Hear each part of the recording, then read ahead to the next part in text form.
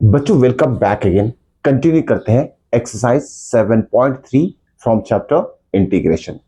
देखिए बच्चों, इस क्वेश्चन को अच्छे से आपको समझना है और प्रैक्टिस करके जरूर देखना है। चलिए शुरुआत करते हैं क्वेश्चन नंबर 15 से। आज हम सॉल्व करेंगे question number 15, 16 and 17। Previous video में इसके पहले के सारे क्वेश्चंस हम सॉल्व कर चुके हैं। अब देखिए क्वेश्चन नंबर 15 में क्या बोला गया है, we have to integrate this terms. अब यहां ब्रैकेट दिया और ब्रैकेट के आगे रूट टर्म है। इस तरीके के क्वेश्चन को हम सिंप्लीफाई करके सॉल्व करेंगे। ध्यान में रखिए, जब भी दो ब्रैकेट मल्टीप्लिकेशन फॉर्म में है और अल्जेब्रिक एक्सप्रेशन के फॉर्म में अगर टर्म्स दिए मल्टीप्लिकेशन फॉर्म में, तो उसे आपको ब्रैकेट ओपन करना पड़ेगा, बाहर जो टर्म है उससे मल्टीप्लाई करना पड़ेगा अंदर वाले टर्म से। लेकिन इससे भी पहले अब देखिए इंटीग्रेशन को हम रिप्रेजेंट करेंगे आई से, तो आई की वैल्यू कैसे लिखेंगे, ठीक है। यहां देखिए रूट एक्स दिया है, रूट एक्स को हमें पावर के फॉर्म में कन्वर्ट करना है। सबसे पहले रूट एक्स को कैसे लिखा जाएगा, देखिए root X can be express into the form of X to the power 1/2। Okay, क्योंकि यहां अंदर में कोई भी रूट टर्म नहीं है, इसलिए बाहर वाले रूट को हम एक्स टू द पावर 1/2 के फॉर्म में लिखकर उसे फिर मल्टीप्लाई करेंगे अंदर वाले सारे टर्म से। देखिए इंटीग्रेशन वैसे ही रहेगा, फिलहाल हम इंटीग्रेशन अप्लाई नहीं करेंगे जब तक ये सॉल्व नहीं होता है। X to the power 1/2 into 3x²। देखिए पहले जो नंबर है उसे वैसे ही लिख लीजिए, X to the power half X to the power 2, तो पावर क्या हो जाएगी, ऐड हो जाएगी। 1/2 प्लस 1, 1/2 प्लस 1 कितना होता है, 1/2 प्लस 2 पावर 1/2 प्लस 2 कितना होगा, देखिए 2 को हम लिख सकते हैं 2/1, क्रॉस मल्टीप्लीकेशन कर लीजिए, 1 1 सा 1, 2 2 सा 4, 4/2, इसका आंसर आएगा 5/2। तो यहाँ x का पावर हमें लिख लेना है 5/2। ओके, फिर से x to the power 1/2 multiply होगा इस x से, तो 2 वैसे ही रहेगा। x to the power 1/2 plus 1 ये हो जाएगा x टू द पावर 3/2। इसी तरीके से ऐड करना है पावर को, plus last term constant number 3 है वो वैसे ही रहेगा, और x to the power 1/2 into 3 मतलब x to the power 1/2 whole bracket लिखना है, dx लिखना है। अब देखिए हमने इसको सॉल्व कर लिया, दोनों टर्म को मल्टीप्लाई कर लिया, ब्रैकेट के बाहर जो टर्म था उसे मल्टीप्लाई करके हमारा आंसर इस फॉर्म में आ चुका है। अब बारी है इंटीग्रेशन की, ठीक है। इंटीग्रेशन कैसे लिखे, देखिए जो कांस्टेंट नंबर है ना उसे बाहर ही रखिए, डायरेक्ट जो x वेरिएबल है उसका इंटीग्रेशन लीजिए। x to the power n form है तो क्या होगा, x to the power n, integration of x to the power n होता है x to the power n+1 upon n+1। तो हम क्या करेंगे, 5/2 प्लस 1 होता है 7/2। Okay, x to the power 7/2 और नीचे भी क्या आएगा 7/2।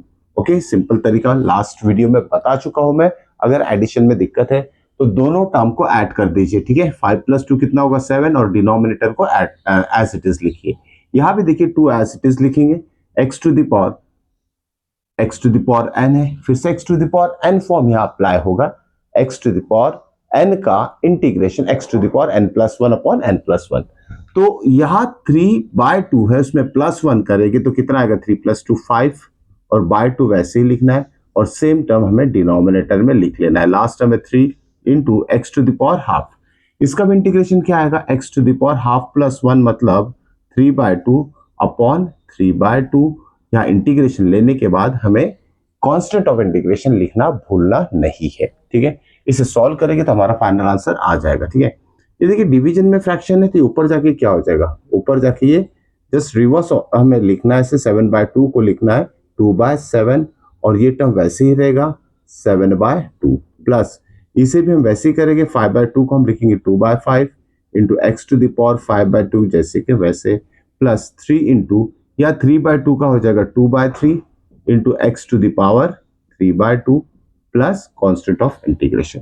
अब आपको करना क्या है, 3 से 2 को मल्टीप्लाई कर दीजिए, आंसर आ जाएगा 3 टू 6/7, यहाँ हो जाएगा 4/5, और यहाँ 3 कैंसिल कर दीजिए, या सिंगल 2 रहेगा, x टू द पावर 3/2। तो आपको फाइनल आंसर लिख लेना है। ओके, तो ये क्वेश्चन नंबर 15। चलिए नेक्स्ट क्वेश्चन सॉल्व करते हैं, क्वेश्चन नंबर 16। अब देखिए बच्चों इस क्वेश्चन नंबर 16 में क्या दिया है, फिर से देखिए 3 टर्म्स दिए हैं एंड होल dx दिया है। Again we have to integrate. Okay, तो क्या करेंगे इसका सॉल्यूशन फॉर क्वेश्चन नंबर 16 यहां लिख लेते हैं सॉल्यूशन। ओके, इसका सॉल्यूशन अब देखिए I is equal to, directly हम इंटीग्रेट करते हैं, हर एक टर्म में इंटीग्रेशन के फॉर्मूलेस अप्लाई करेंगे। ठीक है, सबसे पहले है 2x, तो 2 कांस्टेंट है उसे वैसे ही लिखा जाएगा। और x का इंटीग्रेशन क्या होता है, x का इंटीग्रेशन मतलब x to the power 1 form में है, तो x to the power n यहां अप्लाई करेंगे। x टू द पावर 1 का इंटीग्रेशन होगा x to the power 1 plus 1 means 2/2। ठीक है, सेकेंड टर्म क्या, -3 cos x, तो -3 वैसे ही लिखना है। इंटीग्रेशन ऑफ cos x होता है sin x, तो इंटीग्रेशन ऑफ cos x क्या लिखना है हमें, sin of x। Okay, last term क्या है, e to the power x, integration of e to the power x same वही टर्म आता है e to the power x plus constant of integration c हमें अप्लाई कर देना है। अब बारी है इसकी, क्वेश्चन नंबर 17 का सॉल्यूशन हम फाइंड आउट करते हैं। सॉल्यूशन क्वेश्चन नंबर 17, या इसका सॉल्यूशन लिख रहे हैं। 17 में भी 3 टर्म्स दी है, फर्स्ट सेकंड थर्ड। ओके, फिर से देखिए रूट x आया है, तो इसे हमें लिखना है, जब भी सिंगल रूट के फॉर्म में अगर x दिया है तो इसका पावर लिख लेंगे हम 1/2, ताकि x to the power n form यहां अप्लाई कर सके। चलिए 1/1 इसका भी इंटीग्रेशन हम फाइंड आउट कर लेते हैं। ओके, पहला टर्म क्या है, 2x², तो 2 कांस्टेंट है, या i कंसीडर करेंगे, i फॉर इंटीग्रेशन, 2 वैसे ही लिखेंगे। इंटीग्रेशन ऑफ x² मतलब x to the power n form है, x² का इंटीग्रेशन क्या होगा, 2 + 1 मतलब 3 डिवाइडेड बाय 3। सेकेंड टर्म क्या है, -3 वैसे ही लिखना है। Integration of sine x, integration of sine x होता है -cos x, तो यहाँ इंटीग्रेशन ऑफ साइन x हम लिखेंगे -cos x, जो कि ब्रैकेट में आएगा।